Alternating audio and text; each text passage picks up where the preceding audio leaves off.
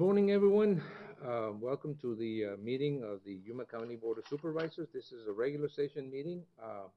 We'll also be sitting as all special taxing districts. This is the March 16, 2020. It's 9 a.m. And, I'll begin with this is the call to order. Um, we'll have the Pledge of Allegiance. Yeah, it sounds like there's something Getting in the some background, feedback but somewhere. yeah, let's have our Pledge of Allegiance. Supervisor McLeod, would you please lead us in the pledge? Sure. Please join me. I pledge allegiance to the flag of the United States of America and to the republic for which it stands, one nation under God, indivisible, with liberty and justice for all.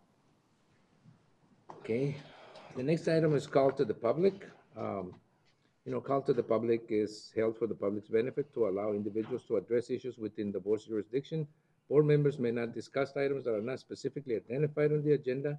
Therefore, pursuant to Arizona revised statutes, action taken as a result of public comment will be limited to directing staff to study the matter, responding to criticism, or scheduling the matter for further discussion and a decision at a future date. I do have a couple of requests, speaker requests. Before we begin with that, I'd like to start a little bit of the public, it's not public discussion, just sort of like a public announcement. I want to thank everybody that over the weekend has worked really hard. I want to specifically thank the administrator, Susan Thorpe, Kevin, the public information officer. He really put out the hours. The legal department. It's been a very long weekend. It's been a very tough weekend, but I think it again served to show that we're all at this particular time that all these communities can get together and everybody's staff is just more than willing to work weekends and do whatever it takes to make sure that the health and safety of this community is supported by actions taken by us. I do want to thank the rest of the Board of Supervisors because I know it's been a little difficult with the communications at times, but it's been a very different time. It's been a very fast and hectic situation. So we are obviously going to take an even larger effort to make sure that the lines of communications are fully open all the time so that everybody's aware of what's happening. But sometimes the situations take over and you end up doing things that are not necessarily done in the course of regular everyday business. So I want to thank the community in Yuma, anybody that lives in Yuma County. I know we're going to go through some very difficult times. I mean, it's not easy to deal with the kind of things that are coming at you, but I feel very, very confident that you can handle this. The county is resilient people.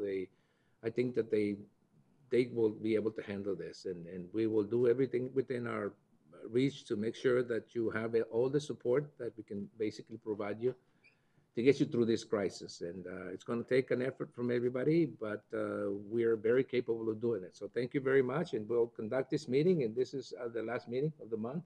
Hopefully we'll have a better sense of what's going on by the time we meet again, when we meet again. So thank you very much. Now, I do have a couple of speaker forms. One is from, and I'm not taking them in any particular order. Both of them begin with an H, so I can't even choose them in alphabetical order. Headington. So we'll take Headington first, and then we'll take Mr. Hernandez second. Pat.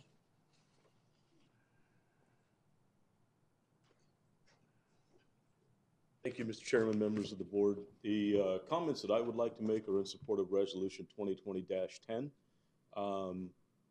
the support of the Second Amendment. So if that's possible, I could save my comments until that time. Oh, good. All right. And okay, fine. I mean, it's in the consent agenda, right? And that we're trying to limit the time we're all together. So I do. And I have a saying that goes, when you're ahead of the game, you try to quit. So, that's in a consent agenda, meaning there's nobody that has any problem with it so far. So if you want to make your statement, then I'll bring you back up. Ours is a statement of support. All right. And it'll be brief. All right, thank you. Thank you. And Gilbert, are you in the same position? Yes, sir. Are you here for the Second Amendment thing? Yes, sir. Okay, well then, when the Second Amendment, we'll pull it out, so they can let you say whatever you want to say in support, okay? Or against it, I'm sorry, there could be someone here that wants to say something. I know. So, anybody else in the public that wants to address the board?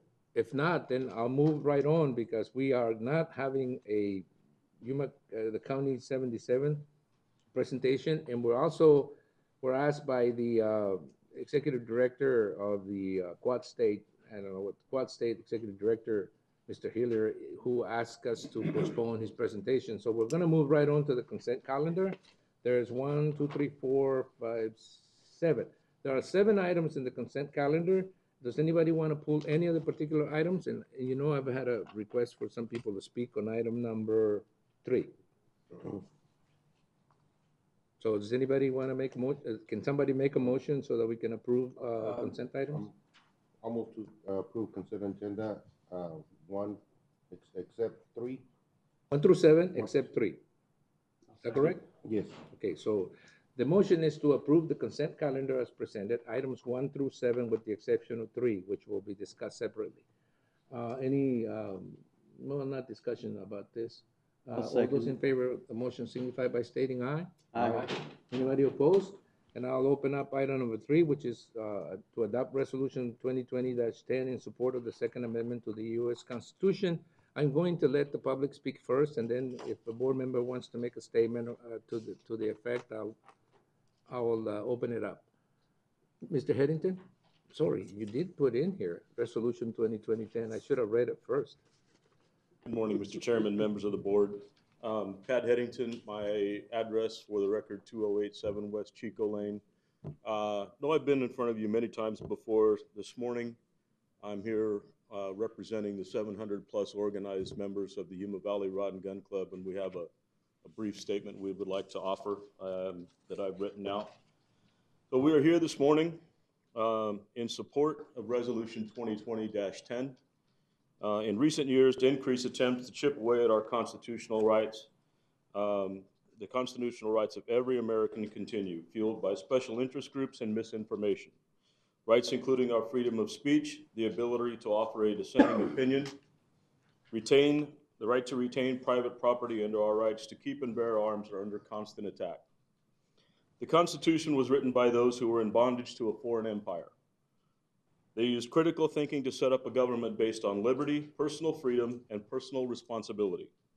These principles set forth the foundation for the freedoms we enjoy today. But today, there are individuals elected to state and federal legislatures that continue attempts to strip away our Second Amendment rights. Additionally, several candidates actively pursuing office, openly promising to do the same. With every tragic crime, special interest groups and some elected representatives renew demands for federal and state legislatures to enact additional restrictions on lawful firearm ownership, laws they believe to be common sense. In most cases, once an investigation is complete, the firearms used in the commission of those crimes were not acquired through legal means. Make no mistake, we support ways and means that prevent criminals from obtaining firearms, provided they do not affect the lawful rights of firearm owners. Lawful firearms, including those used by hunters and recreational shooters, contribute more than $2 billion annually to Arizona's economy. Every year, revenues generated from an excise tax placed on the sale of firearms, ammunition-related equipment is returned to Arizona, providing funding for conservation, restoration, and education projects. Hunting and shooting sports also provide thousands of jobs for Arizona and support our local communities. In closing, the member of the Yuma Valley Rod and Gun Club support the approval of Resolution 2020-10 and appreciate this opportunity to address the Yuma County Board of Supervisors. This resolution is not only a way to acknowledge and reassure the citizens the oath you've taken is highly valued, it also serves to build trust in the citizens you continue to serve. We commend the Yuma County Board of Supervisors for reaffirming their commitment to stand and defend the United States Constitution and the Constitution and laws of the state of Arizona. I have some additional information attached to the letter to kind of explain how hunting and recreational shooting affects the state of Arizona as well as our nation. And hunters and recreational shooters, as I mentioned, $2 billion that we contribute to Arizona's economy. I'll have some stickers here for you that we were also displaying at the Camo at the Capitol event last week. Thank you for this opportunity. Thank you, Mr. Headington, and if you put that on the record, I'm sure we can all get a copy of it. Thank you very much. Mr. Hernandez, Gilbert Hernandez? Yes, sir. My name is Gilbert Hernandez. My address is 12489 South Ironwood Drive. I've been a member of this community since 1950. I was born on Avenue D. Me, my mama, and a midwife. So I was That's tough. more information than we Anyway. needed, but that's fine. Anyway, longtime resident, and I commend you guys on what you're doing, and I'm here also to support you guys in your efforts. My spiel is a lot of information is given out, and I was taught as a young man, your word is your bond is your word. I was also taught that your oath that you give to the Constitution and the Arizona State Constitution is as equally as your word, your bond, your oath you took. Now, there are people up there in the state, in the federal level, that given their oath, they gave their oath to support the Constitution of the United States, and some that gave their oath to support the Arizona Constitution, and they're trying to circumvent their oath by creating these bills, as we know, 1625, 1624. What happened to the oath that they gave to support the Arizona Constitution? That's my question. You guys are providing the way that it should be by reaffirming the Second Amendment. In doing all this, hysteria has come to be a major part of the gun issue. First of all, I don't really know what an assault weapon is. I have not been given a description of an assault weapon. Some people think that a .45 is an assault weapon because they consider it an automatic, which is actually a semi-automatic because you got to pull the trigger. We have people that are running, two candidates are running for office. Actually, we had quite a few that were stepping on our Second Amendment. We had one in South Carolina that brought up to the stage in the debate 150 million Americans have been killed by handguns since 2007. Think about it, 150 million people have been killed. Isn't that half the population of the United States? Since 2007. The same person on an interview was talking to another former candidate, telling us in the camera that him and I are going to be coming after your guns. We are coming after your guns after we get elected. He didn't say assault weapons. He said guns. And again, this same two people, because the other person agreed with him, that was Beto. He agreed with former Vice President Joe Biden that he's coming after our guns. So what happened to his oath to the Second Amendment, or actually his oath to the Constitution of the United States of America? So that's why I'm here today and you guys, supporting you guys in what you're trying to do and showcase the Yuma County that you believe in our Second Amendment. And that's what we need from our elected officials, to show us that you're indeed, Arizona anyway, our Arizona Constitution and the Constitution of the United States. And I commend you guys doing it because it's a hard task with all the hype that's going across this nation. It's a hard task, and I want to thank you. And I know I leave this area knowing that you guys are in support of our Constitution and the Arizona State Constitution. And I want to thank you very much. Thank you. Anyone else? I did have one more thing, sir. Right. I'm sorry. We're not going to start the clock again. No, sir. We didn't even have a clock. Everybody's talking about assault weapon. No one's talking about what's causing it. What's causing it? Spiel I gave last week was I was at an arcade. And this young man was playing one of them shoot 'em up games, killing people and all that, and his mom was applauding him. That's good, that's good. So I walked up and I said, the only thing that's missing here is the smell of blood and the smell of death and watching that young man cry out for his mama as he's dying. His mom got upset at me for saying that, and I looked at her and go, that's reality 101. That's what really happens. It's not about keeping score. It's not about keeping score. But we have the media industry, the movies that are having all these shoot 'em up gang type movies, all these shoot 'em up and all these killings, right? So some of these people that acquire those thoughts, those mindsets to commit these crimes, perhaps we need to look at where the problem is coming from. Is it the mental illness? Is it the movies, the videos that give that one person that's unstable to begin with, the idea. You look at all these killings, and a lot of these are non-military people that are doing these killings. And look how they have the clips, how many clips they have, and how they discharge the clips and put another clip in. If they weren't in the military, how did they learn how to do all this stuff? What gave them the idea? The real problem is the mental. All our mental hospitals that are closed, all these video games that are influencing people. I'm not saying every kid is influenced, but that one person, that one kid that is influenced by this, and we have the same actors that are acting out in all these movies are shouting out anti-assault weapons. And that's what I have to say. All right, thanks. Thank you. Anybody else? If not, I'll take it back to the board for their decision. Mr. Chairman, I move that we accept Resolution 2020-10 as presented. I'll second it. Okay, there's been a motion and a second to adopt resolution number 2020-10 as presented. Any more discussion or any discussion? If not, all I have a those, statement, Mr. Chairman. I just wanted to commend you for bringing it forward. I mean, the chairman controls the agenda, and I appreciate that you brought this forward and allowed us to vote on it today. So, thank you. I see it as my job. I don't, you know, anyway, all those in favor of the motion signify by stating aye. Aye. Anybody opposed? The motion carries. Thank you very much. And again, thank you all of you for coming over and making your statement. We appreciate your opinion. Thank you. And we'll now move on to discussion and action items, which are, we're gonna try to keep them as short as possible, considering what we're going through today and then these days. Thank you all of you for coming, and remember, social distancing, 6 feet. But there you go. That was a very quick move, but you now sat next to somebody else.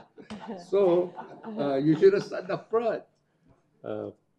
The first item in the discussion and action item is the county administration, which is to adopt a resolution number 2020-08, adopting the Yuma County 5-year economic development plan effective March 16, 2020 through March 15, 2025. We've had discussions on this.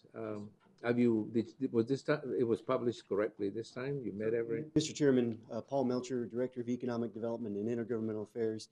Yes, Mr. Chairman, thank you to the board for all your patience on that. I wanted to make sure it was my mistake that the correct plan version didn't get posted to the agenda. So I wanted to make sure that as it got tied in with the resolution that everything was ready to go, so I didn't have to do it a second time.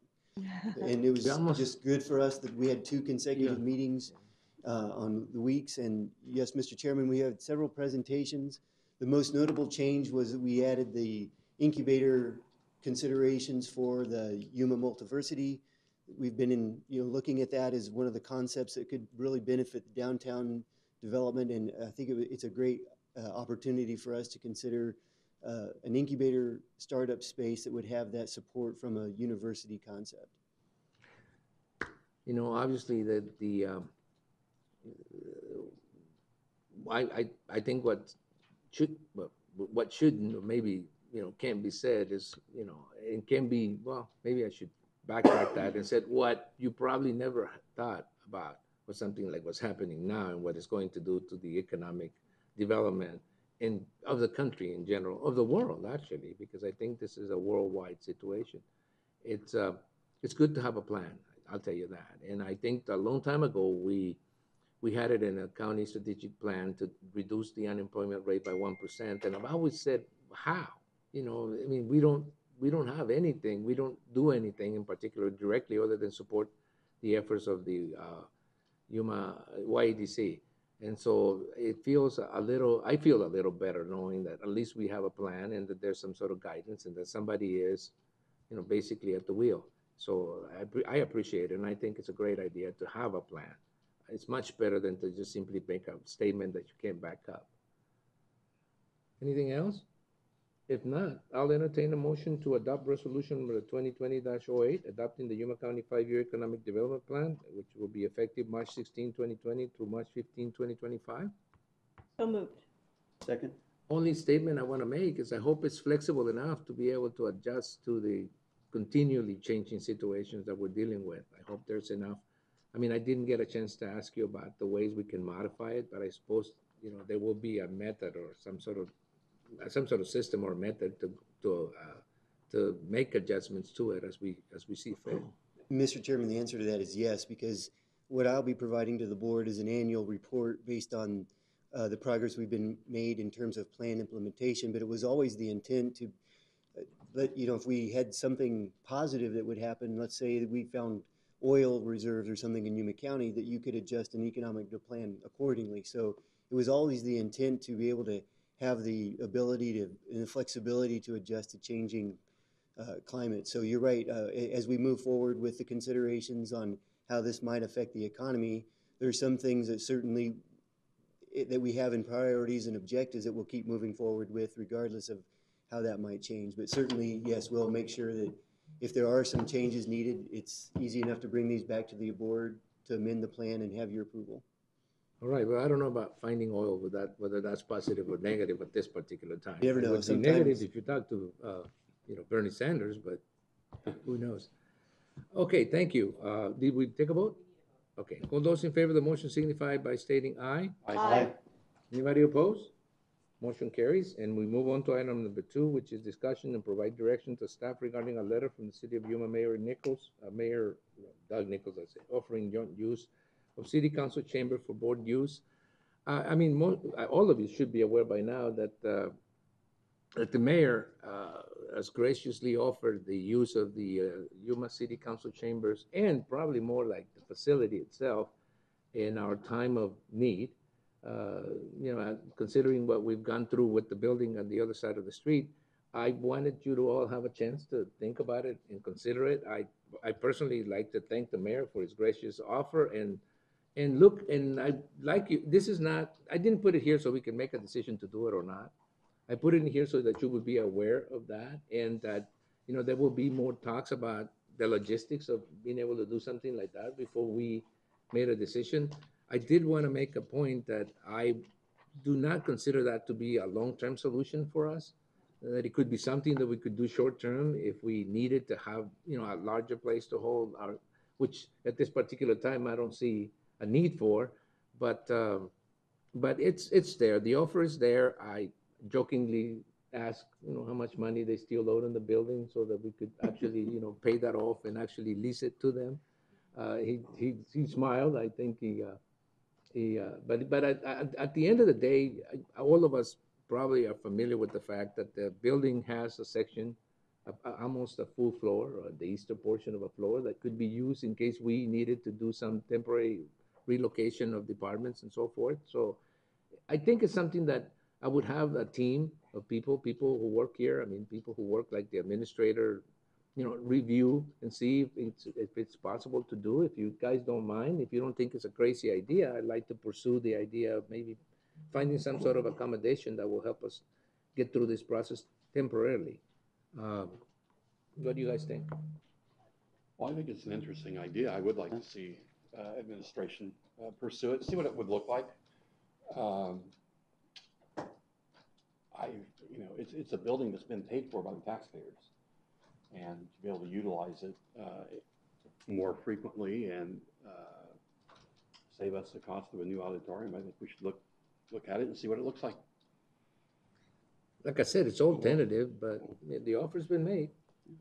I agree with Russell. Let's take a look at it. I do too. Let's look at it. What's it, I mean, who's moving right now? We aren't. But I mean, how fast, and I mean, we got this room. I mean, are we looking to, I know we're looking into future building, but as of now, my thought was that we were gonna move till we were ready. I mean, are we gonna just move right now? Because, I mean, we got the space here. Well, standing room only. Okay, well, all right. Every meeting, I- not this one, but. Let me tell you, I like the facility the city has. I think they have the infrastructure necessary to hold meetings with a larger number of people. And I think that it comes natural to him to think that we're running basically the same kind of government operation. I don't think we do that. I think we run a more administrative focus, process here than they do over there. The question is, do we need a bigger? We obviously looking forward with making plans to have a larger a place to hold our meetings that is larger and more accommodating. This is not the most accommodating room there is to hold meetings, and sometimes when we have what I would consider to be either controversial or interesting issues, people don't fit in the room. That one over there is designed for a larger, it's better designed. I don't have a problem with talking to them about holding our meetings there, like every Monday morning. I think that going beyond that requires for us to analyze that. I like the idea that we can work with the city on things and that we can do some joint. And that facility is like Supervisor McLeod said, is paid by the taxpayers of the city of Yuma, mind you, but still county taxpayers. Yeah, of course. And the fact that they're willing and offering, I always like to think that the problem with those things is that if there's another administration and they're not really like this one, that it may be an issue. But I as an action that we could take while we go through the process of building our own and getting ready to move the people we need to move and accommodate the departments we need to accommodate as a temporary solution, it may be a solution in search of a problem, which is probably what you're saying right now. Do we have a problem that we want to solve? Do we have a problem? And I think that every once in a while we do. Every once in a while we do, in terms of having to hold a meeting where there's not enough space and the facilities are difficult. I don't know if it's too disruptive. I don't know if it means, additional cost. We don't know all those things. So until we know them, I think when we put it in front of you and tell you, okay, this is, this would be option 1, option 2, and option 3. The first one would be just simply to hold the meetings there. The second one is to move some of the administrative functions into that building. Third, I mean, I joke about it, but it's not to me, it's not a big stretch to talk about a permanent situation where the county and the city could work together. And a lot of this stuff, it's not. I mean, I wouldn't put it aside. A future. Let's not. Let's move there and do what we can for the rest of the departments that need a location. That would be my third option. At this particular time, I don't think we need to do anything. The offer's been made, and I wanted to bring it in front of everybody because I think that pursuing the idea doesn't do us harm. And I think that it's nice to respond to someone who's trying to be accommodating by actually consider it seriously. Mr. Chair, I'd also like to look at Aldrich Hall. Aldrich down at DDS. That building, that hall is Smaller. it's larger than this, isn't it? No, it's a little It's smaller. smaller. I think It's probably longer, but It's doesn't longer, seem but it's narrower. more narrow. narrower. Yeah, it Well- doesn't see as many persons. Well, let me just I'd tell like you. to look at that too. In my particular case, I don't look at any of these solutions as the ultimate solution. I look at all of the solutions as bridges to get there. And as Supervisor Porches is saying right now, do we have a problem?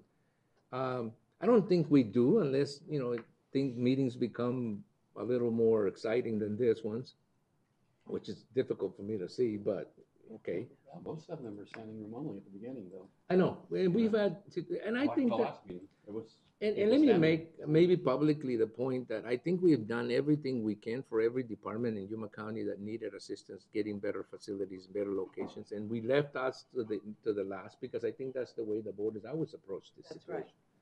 But now we're in that process, and I think that we shouldn't.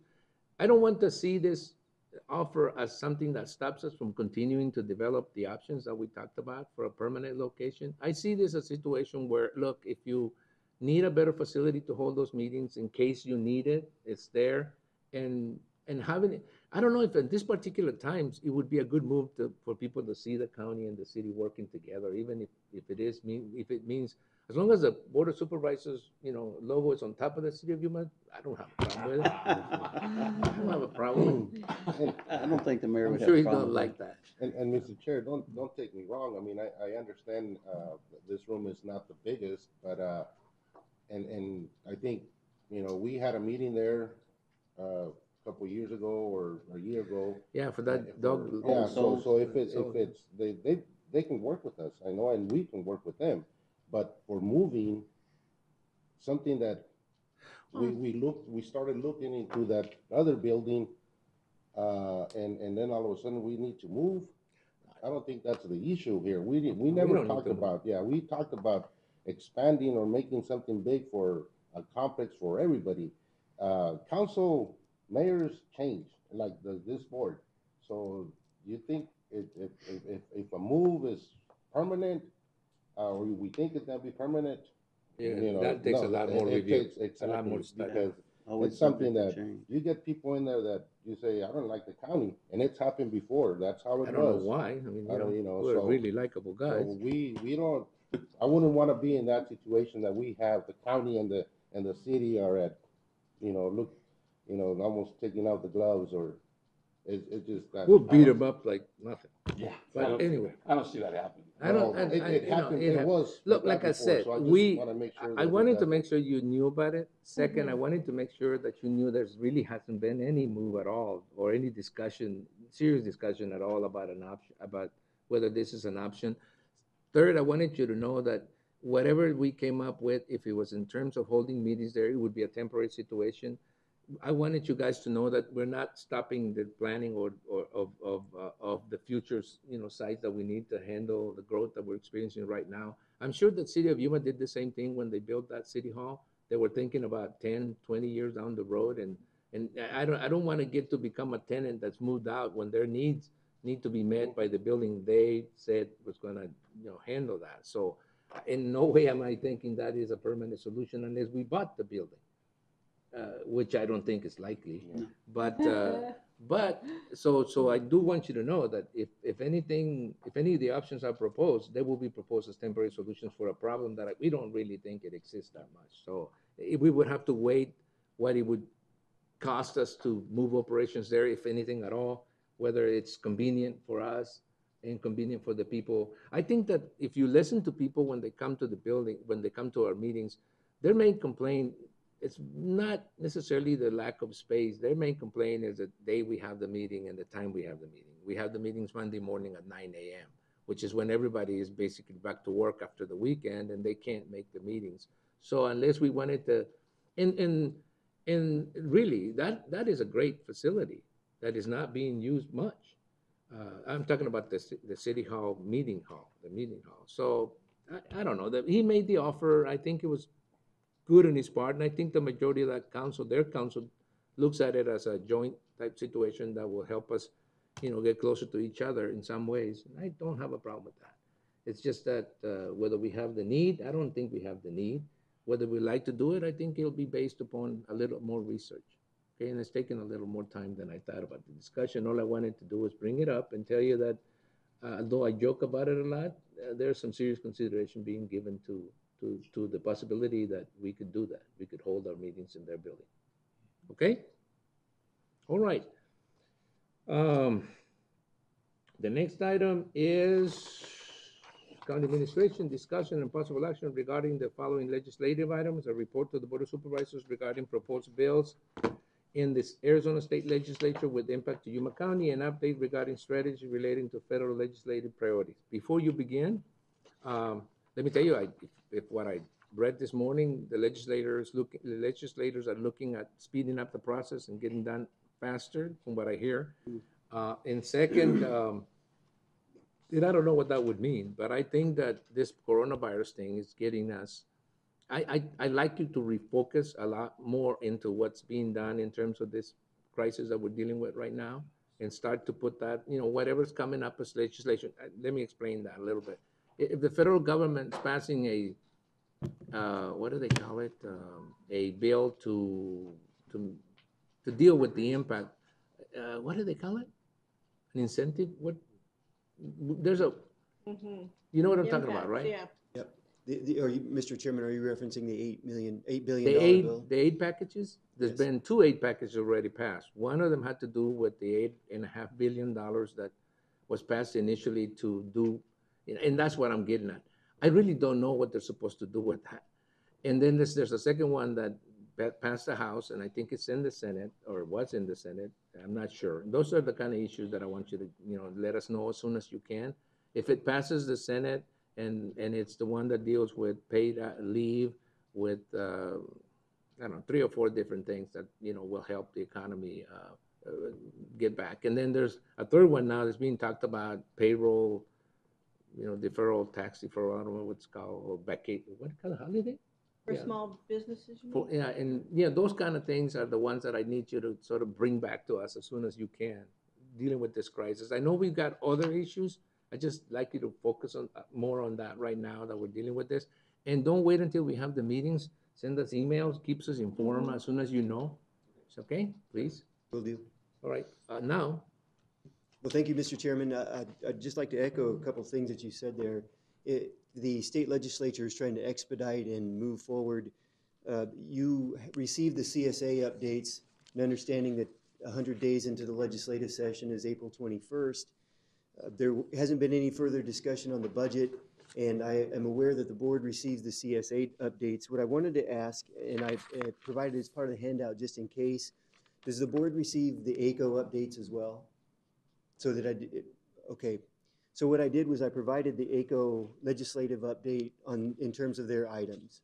So I'll continue to do that, or I will ask Jen Marsh to get everybody on the ACO mailing list as well. It's good to have these kinds of updates just to get a sense of where the ACO priorities are. Mr. Chairman, on the first page, I just wanted to bring 2 most notable bills to your attention and give you and the board an update. So HB 2013 or 2310, excuse me, is the appropriation for the military installation projects. Stop sneezing in front of other people. I would recommend you move a little bit that way and establish some distance there. Go ahead. Mr. Chairman and board, originally this was a $10 million appropriation, and as it moved through the chambers and through committees, it was whittled down to a $5 million appropriation. What we understand is there's an effort since this bill moved into the budget box, which means it's gone through both chambers and it's been identified as a budget consideration, that there might be a 2-year appropriation ask for it. So there might be $5 million in the next budget coming up and an additional $5 million after that. So we're still trying to make sure that's what's moving forward, to get a sense of how we should be promoting that and to advocate for that being included in both of the budgets, or having the appropriate wording so that it would be a 2-year allocation. On HB 2014, that's the Rural Economic Development Project Certification. I met along with Julie Engel, Hector Tapia from Somerton, Jeff Burt from the city of Yuma, and Greg Levan also from GYDC to discuss this bill. Just to give you a little bit more background on it, back in August of 2019, we were at a client recruitment, and it came up, and this was back in August, it came up that there could be something done for rural areas, that we didn't have enough time to go through what we considered the entire iteration of getting this on a CSA board or going through and looking at this from the legislative perspective. It was more from a Commerce Authority standpoint. They had asked if you can get something together and get it up to us for review, then we'll talk about supporting it and moving it forward.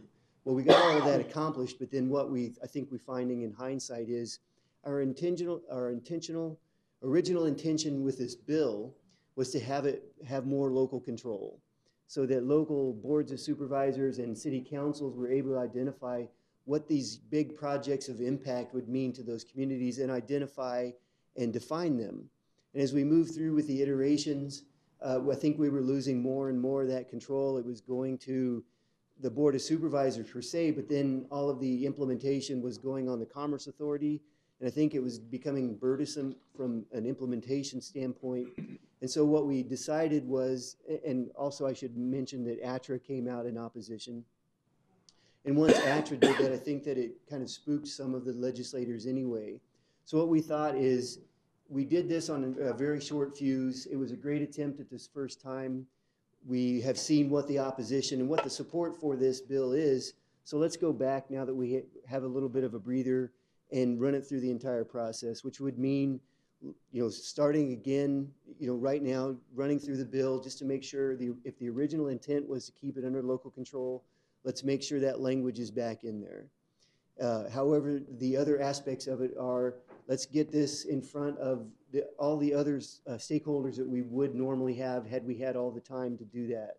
That means the other cities and towns and counties who would be impacted and would benefit from this.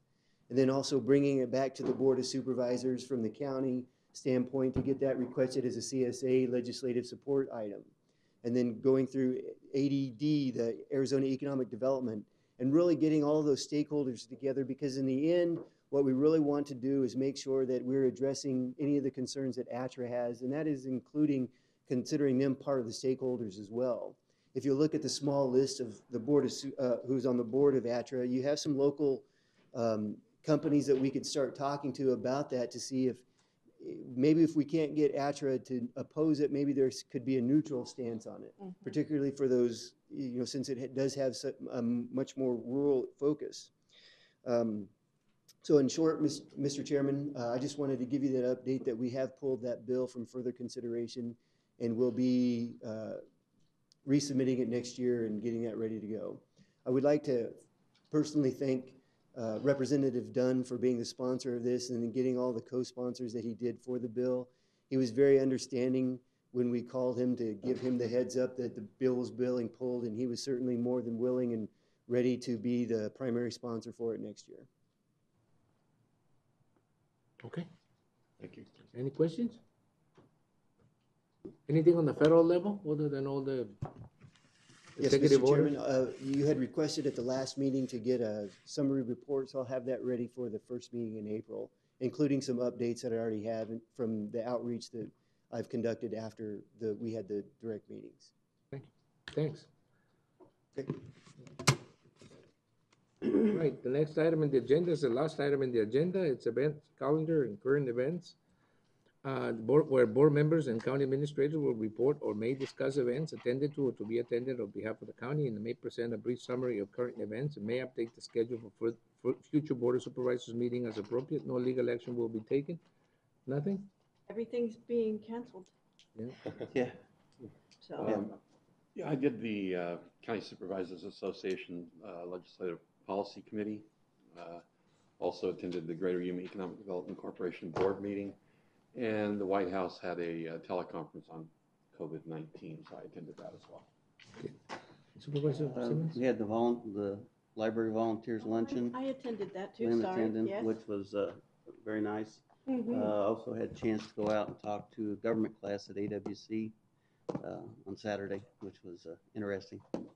Most of them are teachers already that I guess they have to go through Certification. Constitution. training. They So have to update their, that word training is going to be not used very often from now until I don't know when. that's like when several events I was supposed to go to got canceled. Uh-huh. Supervisor Purcell? Not much. I just want to, just a few comments and about what's happening, and I think if I've mentioned it already to Susan, but I think if emails go out to employees and just so they're aware of what's going on, and that I saw Pat this morning here, and what is it? Do we have the Pat? Henderson that he was here, the emergency system, or what would we have? But that's not Pat. Or Tony Badia is Tony the one that Badia, would Tony, keep or us abreast. And Pat. I'll get to it. I I gotta give you a little bit of an That's update. something that also the employees or everybody needs to know. Yeah. How's the health department working with them, and so. Okay, I can take, yeah, I can tell you, I can start by telling you that Tony Badia would be in charge of the Emergency Operations Center, which is set up from what I know, at the Public Works Department. And that's what Kevin was talking about just before he left. That is set up 100% to run at any time. Anytime we say we activate it, it will be activated. And again, it was designed to coordinate efforts to deal with a natural disaster or things like that are easier to identify than this moving target that is the coronavirus. But it's set to go. Tony Badia was in Tucson in another training, and which is kind of ironic. But he was called back last Friday to come back, and he was basically on his way back to Yuma on Saturday when we met. Saturday that we had a meeting in general. I had a call from the mayor last night, the mayor of Yuma last night, where he was asking me, is that whole thing set up? And I said, yes. And I'm sure that Tony has a protocol and how to keep in touch with every department, every emergency department, any of the cities in town, on top of the plans to deal with any sort of physical manifestation of this emergency that we're going through now. The health department is also in constant contact with at least Kevin and myself and Susan. And what we're going to do is sort of establish a chain of notifications that will go to all of you and any of these items. You don't know which one of them was going to become important, but if decisions have to be made, they will be made. That's what the emergency declaration was for. That's I right. mean, we were discussing the fair and whether we needed to shut that down if they didn't want to do it because of whatever reason they needed somebody to actually make that decision for them. We were talking about the school districts and whether they needed to make the decision or we would have to make it for them. Those are the kind of issues that I think are going to come to the forefront now that we're into this emergency status situation. Because now every city, well, I don't know about Welton yet, but I know the city of Somerton last night, the city of Yuma last night, city of San Luis Friday when we declared emergency, came into the same situation. I am already, but Welton was there. I don't know if you know. no, Welton was there. Yeah, I her mean, mayor was there. Cecilia McCullough was there. And so she's aware of all the things that we're doing. And if you read that declaration of any of them, any of the declarations, they're pretty similar. As a matter of fact, they follow a certain, I said guidelines, I guess, of how to do this. So I do want to thank our legal department because when we asked them to come up with something, they came up with a very good one as far as I'm concerned, that I could declare.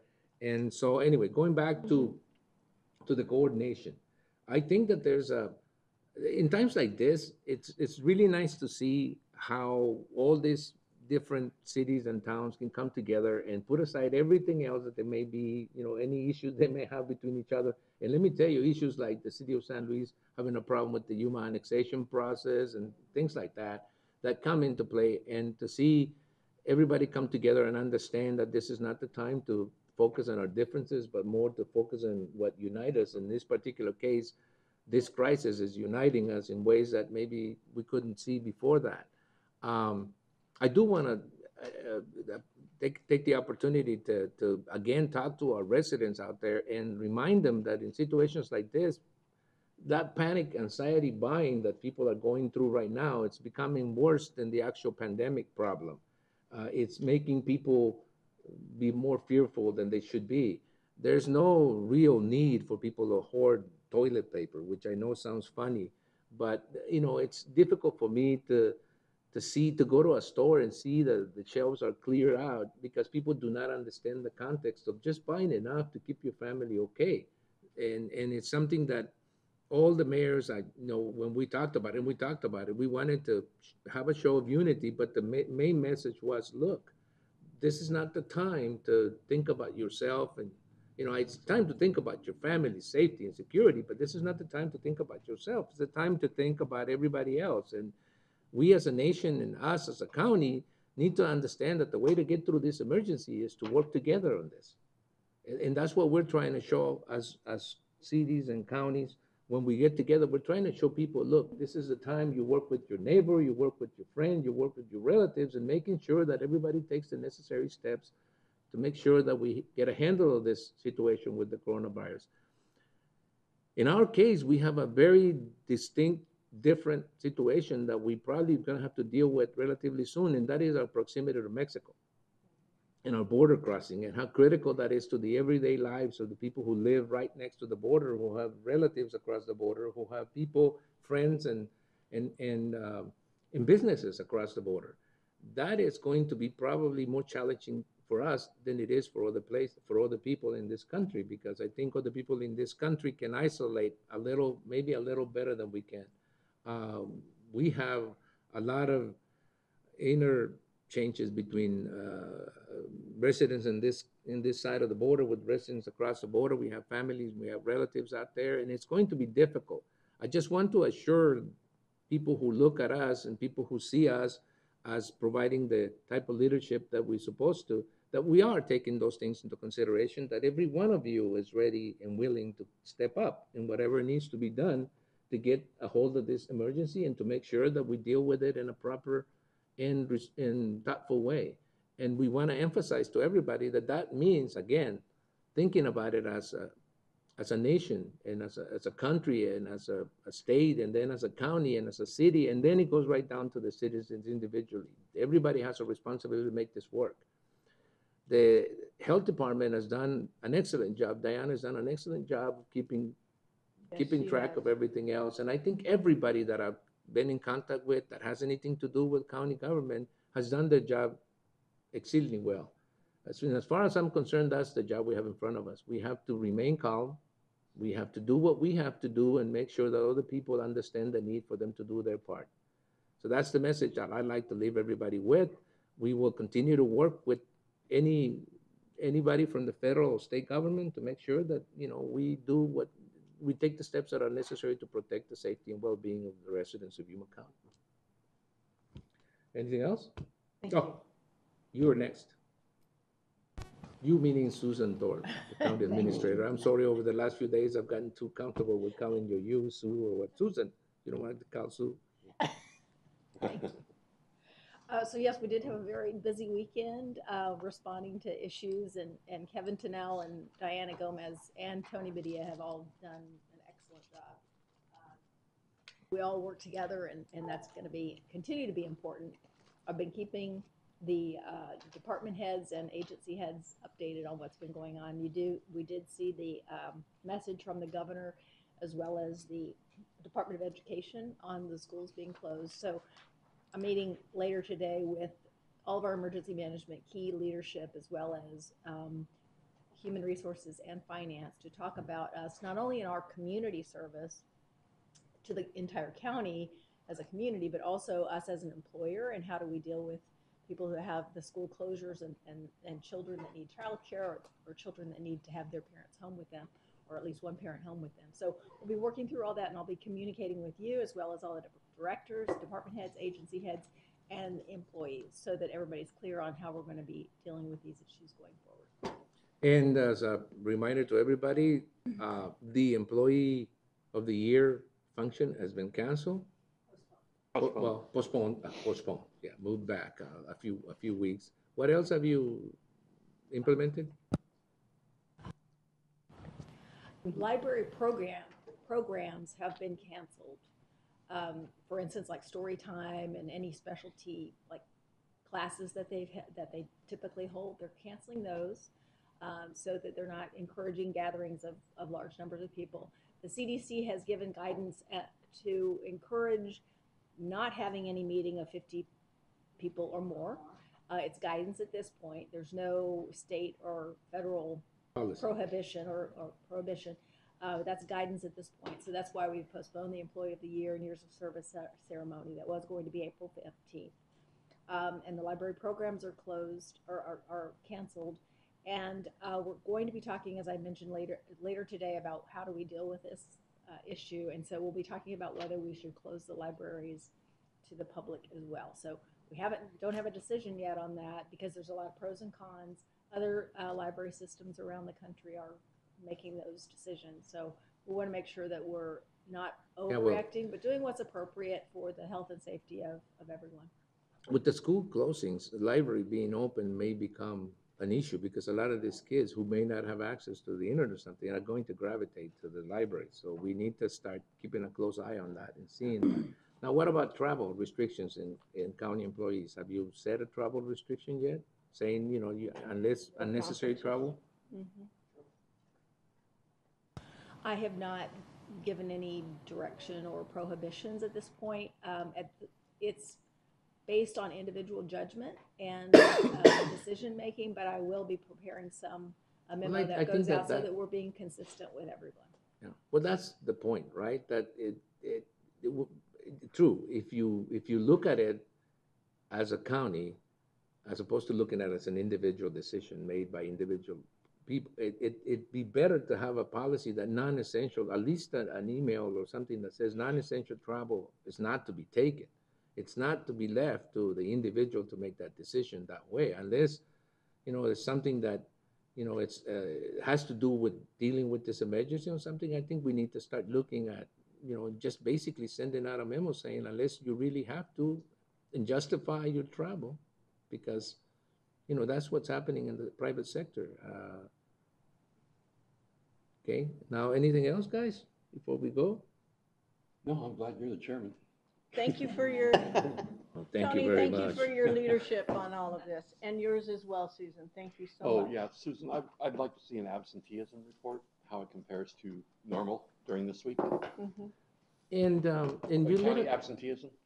so who's missing? Well, if people are taking PTO, we don't, what we're gonna try, we're going to start doing as part of my meeting this afternoon is coding the time for the purpose. So for instance, if people have to stay home because their children are out of school, that will be coded that way so that That's we'll what be I'm able to looking track for. that. Yeah. Okay, I see what I'd you like to know how that, because Mhm. it's, we're a large employer, so that would give us an idea of what is the trend and what is happening. Yeah, and as a matter of fact, the sheriff brought that issue up in terms of, okay, what happens when the children of employees, deputies, or people who take care of the corrections department, so had to stay home. How do you handle them needing to be where they're supposed to be, but at the same time having that situation happen at home?